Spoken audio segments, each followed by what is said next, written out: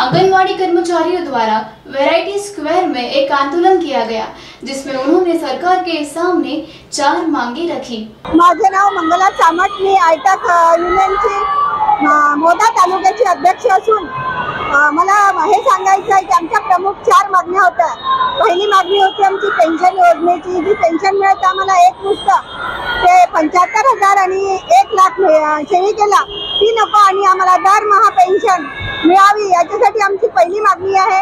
दुसरी मागणी आमची ग्रॅज्युएटीची आहे आणि तिसरी मागणी आमची जो वेतन आहे आमचा देणारा मानधन ते आम्हाला 26,000 आणि मदतनीसला 20,000 असं द्यावं सरकारने, त्याबद्दल मागणी आमची।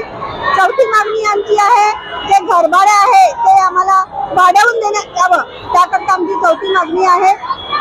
सरकारला काही वाटत नाही, आम्ही 45-50 दिवस झाले इथे रोडवर उभे आहोत, तरी सरकारला थोडीशी काही लाज वाटत नाही आहे। महिलांची धिंड काढल्यासारखी रोडवर बसवत आहे पण त्याकडे अजिबात लक्ष देत नाहीये। इथे आमच्या बाया